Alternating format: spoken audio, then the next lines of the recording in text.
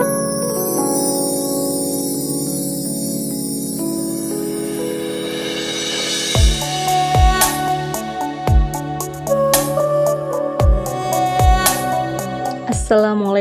warahmatullahi wabarakatuh.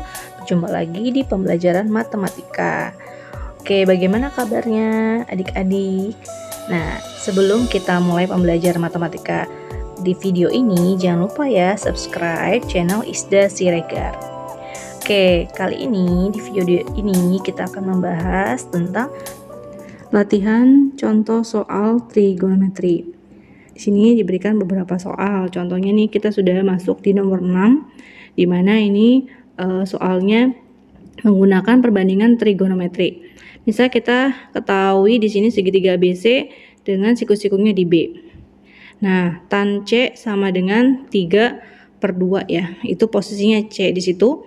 Berarti 3-nya di situ, 2-nya di situ, maka sisi miringnya kita jumlahkan 3 kuadrat tambah 2 kuadrat sama dengan akar 13. Nah, dari sini berarti sin C-nya adalah demi depan per miring 3 per akar 13. Sedangkan cosnya belum ketahuan ya, cos C-nya sama dengan sami samping miring berarti 2 per akar 13.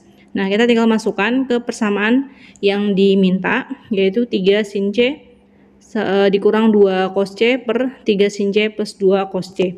Tinggal kita masukkan saja sesuai dengan perbandingan yang tadi kita sudah dapat.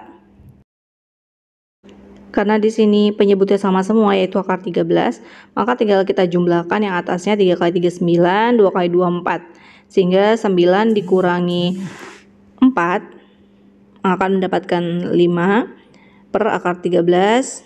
Yang di bawahnya adalah 9 tambah 4 berarti 13 per akar 13. Nah, akar 13 ini bisa kita coret karena sama-sama di posisi penyebut, sehingga kita dapat 5 per 13. Jadi untuk soal ini dibutuhkan kemampuan kalian dalam perbandingan trigonometri. Soal berikutnya nomor 7, ini juga sama, masih menggunakan perbandingan trigonometri. Nah, kita harus lihat baik-baik ya posisi masing-masing, apa yang harus dicari dan apa yang diketahui. Sini diketahui BC itu adalah A. Nah, siku-sikunya di A itu ya. Sedangkan sini diketahui beta. Beta itu adalah sudut yang terbentuk oleh ABC, berarti ada di B-nya ya, itu adalah beta.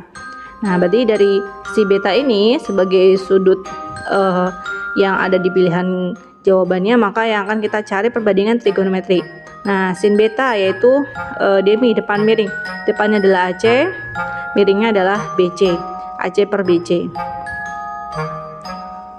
Kemudian cosnya adalah sami samping per miring, sampingnya adalah AB, miringnya sama masih BC. Nah, tadi kita sudah mengetahui bahwa BC itu adalah A. Nanti BC akan kita ganti dengan A. Sebelum itu kita kalikan dulu, pindahkan dulu BC-nya. Jadi BC dikali sin beta sama dengan AC. Nanti kita akan dapat hasil AC itu sama dengan A dikali sin B. BC-nya diganti dengan A. Nah, begitupun dengan cos beta. Yang BC-nya kita pindahkan ke kiri. Jadi BC dikali cos beta sama dengan AB. BC-nya jadi A. Jadi A dikali cos B sama dengan AB. Nah, ini akan kita gunakan untuk mencari panjang garis tinggi AD. AD ini bisa kita cari dengan menggunakan perbandingan luas segitiga, yaitu dengan rumusnya AB dikali AC dibagi BC. Nah, AB tadi kita sudah dapat ya, yaitu A cos beta. Sedangkan AC-nya adalah A sin beta. Dan pernya BC yaitu tadi adalah A. Nah, A-nya ini bisa kita bagi salah satunya, sehingga yang di atasnya bersisalah A sin beta cos beta. Nah, biasanya ditulis dulu adalah yang sin ya, urutannya. Jadi kita pilih A dikali sin beta cos beta. Oke, berikutnya soal nomor 8.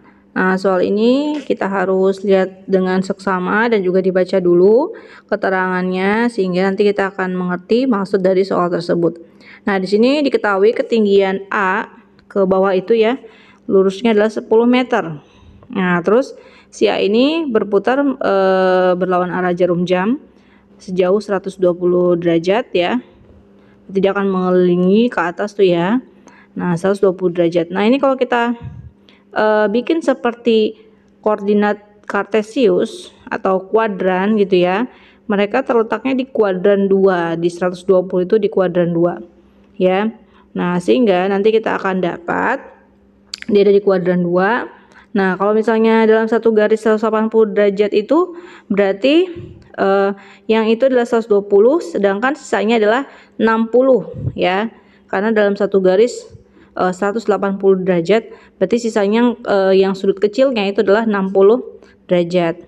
Nah, A-nya letaknya di sini. Bagaimana kita mencari tinggi dari A yang sekarang ke sejajar di 180 derajat? Itu yang akan kita cari, karena kalau untuk yang bawahnya sudah 10 meter ya. Sekarang kita cari dari A yang sekarang, yang A yang warna merah itu ke bawah ya. Oh, diketahui juga di sini jari-jarinya adalah diameternya adalah 16, sehingga jari-jarinya setengahnya dari diameter yaitu 8.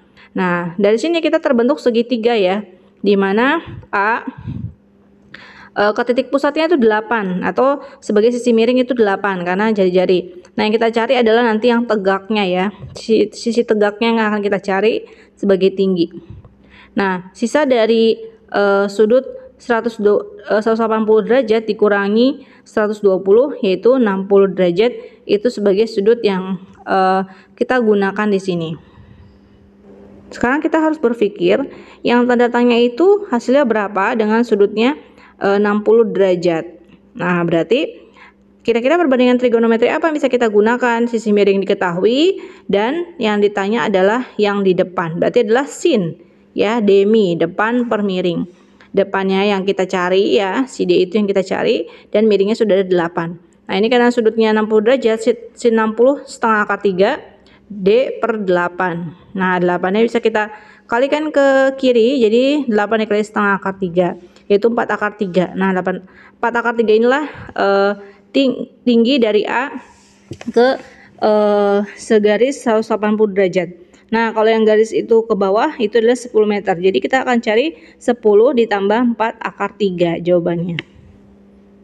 Jadi 10 dengan 4 akar 3 tidak bisa digabung ya, karena yang satu bilangan bulat, satu lagi adalah bilangan yang mengandung akar. Oke, berikutnya soal nomor 9, ini juga soal cerita. Nah, untuk soal nomor 9 ini nanti kamu bisa lihat di video khususnya ya. Nanti saya kasih linknya di deskripsi. Oke, di sini kita sudah ada gambar nih ya. Dia di sini soalnya mengandung sudut elevasi, sudut memandang ke atas ya, yaitu sudutnya 30 derajat. Nah, sudutnya ada di mana? Sudutnya ada di kalau yang saya buat di sini segitiga siku-siku yang warna biru. Nah, sudutnya ada di situ, sudut elevasinya.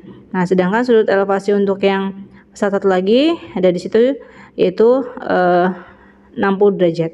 Sesuai dengan keterangan yang diketahui di soal ini. Gambarnya menjadi seperti ini.